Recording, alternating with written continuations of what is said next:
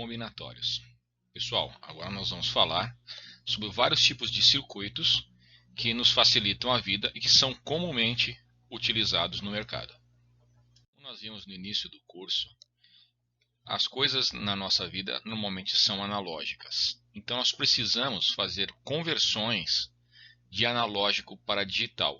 Basicamente é transformar tudo em bits. Seja o som, seja um vídeo, seja o toque de um teclado. Para isso, para facilitar a nossa vida, nós temos os codificadores, onde nós vamos transformar os nossos sinais em códigos. Depois, para a visualização ou para a leitura, nós teremos os decodificadores, que farão o processo inverso. Não necessariamente para tudo eu preciso ter um codificador e um decodificador. Vamos ver o exemplo conforme eu acabei colocando aqui. Imagine que você tem um teclado numérico, onde nós vamos apertar as teclas de 0 até 9. Para o processador acabar entendendo, ele não vai entender acontece a tecla como nós estamos comumente verificando. Então nós precisamos de um codificador ou um facilitador que transforme para a gente a tecla apertada em um sinal digital que o processador possa compreender. Continuando vendo as teclas de 0 a 9, as 10 teclas, tá? Eu fiz aqui um diagrama elétrico de como que o processo funciona. Onde todas as teclas elas são dadas como 1. Mas na hora que eu acionar uma das teclas, o sinal dela ela vai para o terra, representando o 0. Eu tenho aqui as 10 teclas. Não necessariamente no meu processador eu preciso ter as 10 entradas. Simplesmente através do codificador, onde eu vou acionar os bits. Onde eu tenho 4 saídas, que eu chamei de S1, S2, S3 e S4. Onde, de acordo com o acionamento, quando eu apertei a tecla 0 aqui, ó, apertei a tecla 0, o que o meu processador vai receber?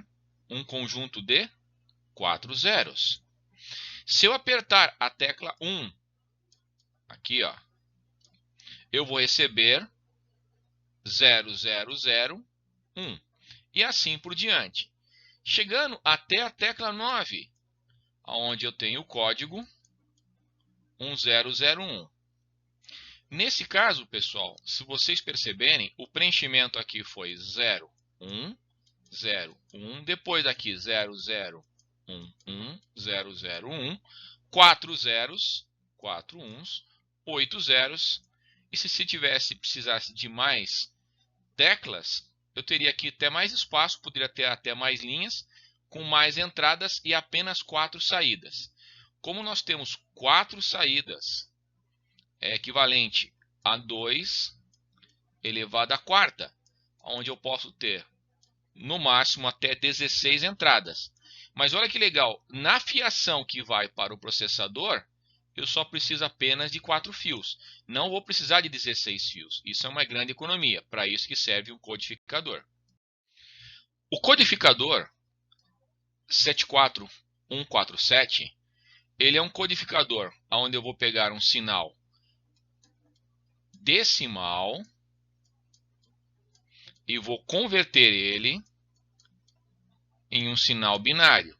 Por que decimal? Lembra das teclas de 0 a 9. E por que a saída vai ser binária? Porque ele vai acabar dando para a gente um código, algo do tipo 0, 0, 1, 0, um exemplo. Ok? Tá. Como que ele é internamente? Tá? Aqui seriam basicamente as teclas que eu vou apertar. Ó. Todas as teclas aqui que eu estou marcando nessa parte aqui em amarelo. Vamos grifar aqui. Ok? Eu tenho as 10 entradas nesse carinha. E temos 4 saídas. Agora as saídas, pessoal, ele vai ter o nome que a gente estava utilizando como se fossem as entradas, né? A, B, C e D. Então esse aqui em vermelho que eu acabei de grifar aqui são as nossas saídas. Como que ele funciona internamente? Então eu tenho aqui, ó, se eu apertei a tecla número 1, a tecla número 2, até a tecla número 9, aqui não está a tecla número 0, mas aqui eu tenho as minhas saídas, A, B, C e D. Tá? Então basicamente todo esse cara aqui, todas essas portas lógicas são colocadas dentro de um único CI, ao invés de a gente ter que montar todo esse circuito imenso desse lado aqui, né? Ok? A gente só utiliza apenas um CI, que ele vai fazer todo o serviço para a gente de todas essas portas lógicas. Então, simplificando um pouquinho, pessoal, ao invés de eu desenhar desse jeito, eu posso desenhar desse jeito o meu codificador. Ok? Onde desse lado aqui eu tenho as minhas teclas, que vão ser apertadas, e aqui nós temos as nossas saídas, tá bom? As nossas saídas. Nesse caso, ele é feito com prioridade, então ele é um pouco diferente. Vocês perceberam aqui que ele tem uma bolinha na frente, tá? Não é porque ele tem uma bolinha, mas ele é feito com prioridade. Então ele funciona basicamente ao contrário na parte das ligações. E basicamente a nossa tabela aqui também ela foi desenhada ao contrário, apenas para efeito de funcionalidade e aplicação, para que tudo dê certo do jeito mais simples. Por isso que aqui está 0, 1, tá? Aliás, 1, 0, 1, 0, né? Depois, aqui ele vai ter, de uma outra forma, aqui ele vai ter, tipo, são 3, 2, depois 2, tá? Isso aqui foi feito uma reclassificação para facilitar apenas a aplicação desse CI.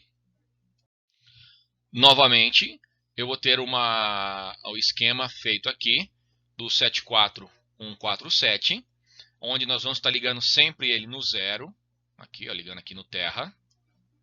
Ok, pessoal? Quando ele não estiver ligado no 0, ele vai estar ligado nos 5 volts, tá? Todos eles teriam esses 5 volts aqui. O desenho vai ficar muito complexo, mas todos eles têm aqui os 5 volts. E ele tem um resistor.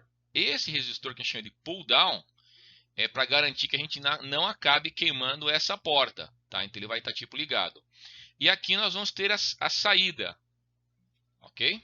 As 4 saídas. E na saída, para que a saída fique do jeito que a gente estava mostrando lá, eu coloco aqui um último inversor aqui, para que a saída saia na tabela da forma que a gente tinha montado inicialmente. Depois vamos ver uma ligação disso daqui mais próximo de uma parte prática.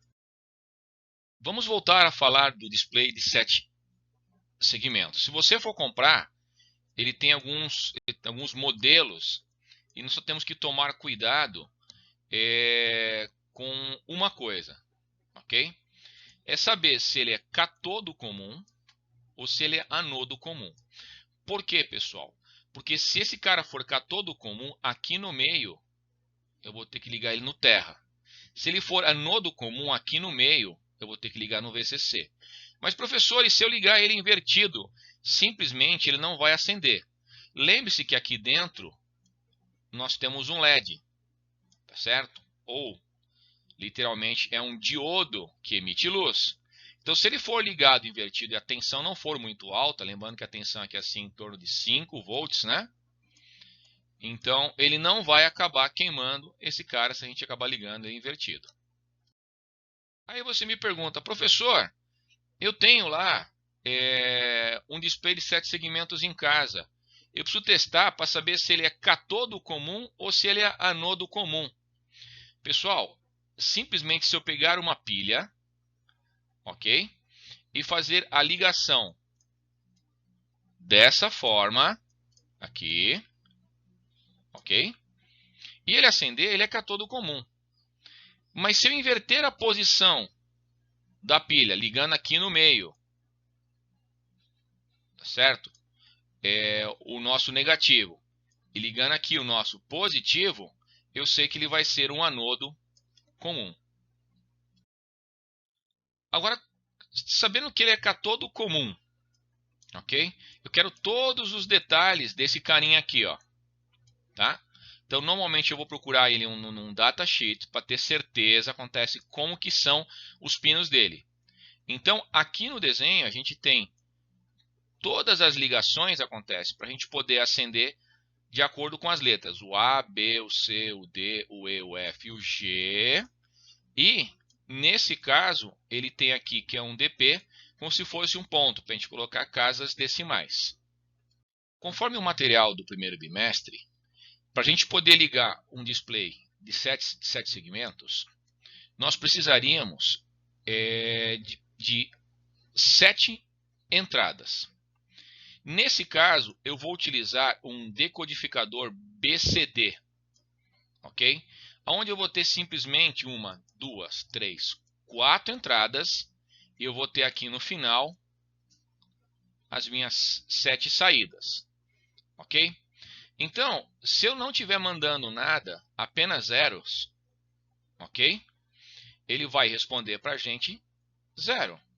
Se eu mandar 0001, vai responder para a gente 1. Se eu mandar aqui 2. Pessoal, isso daqui é uma tabela que nós temos binário de um lado e decimal do outro. Como nós estamos fazendo o processo contrário, como a gente viu no codificador, é o que nós chamamos de codificador. Aplicado o mapa de Carnot, o circuito interno de um decodificador, tá? Lembrando que isso aqui é o decodificador, né? Ele tem todas essas portas lógicas, tá certo? Para poder fazer o display. E aqui embaixo eu tenho as minhas entradas, tá? Para poder evitar depois o abarrado, era só colocar lá a nossa portinha lá, ok? E teríamos as portas completas aqui. Frisando novamente, pessoal. Aqui eu coloquei várias e várias vezes, né? E aqui eu coloquei a tabela completa, ok? Como a gente está vendo isso daí. Professor, mas a gente está vendo isso aqui de novo. Sim, pessoal. Isso aqui precisa estar na cabeça de vocês, porque um mau funcionamento de um display não necessariamente pode ser um LED queimado, mas pode ser que tenha alguma coisa errada no seu circuito, ou seja, no processo das entradas, ou seja, nos processos da saída, ok? Então, novamente eu coloquei essa tabela aqui, tá? O decodificador bastante utilizado, ele chama 4511, tá? Uma nomenclatura um pouco diferente, porque é uma tecnologia um pouco diferente, que vai acabar sendo aqui aplicada. Por último, eu fiz aqui a ligação completa agora do 4511, onde ele pode ter uma alimentação de 9 volts. Se ele tem 9 volts, o resistor dele vai ter que ser 10K, não 1K como a gente vinha usando antes, tá bom? E aí, novamente ele funciona, só que em vez de ele estar ligado no terra, ele vai estar ligado aqui, ó, certo? No nosso positivo, ok? Quando não estiver ligado no positivo, ele volta para cá, vem aqui e vai para o terra. Então, de acordo com o acionamento dessas chaves, eu vou acender cada parte. Então, se eu apertar simplesmente só o A, né? Então, a gente vai ter que olhar depois lá na tabela, tá? Mas 0,0001 vai produzir para a gente lá no display o número 1. Tudo bem, pessoal?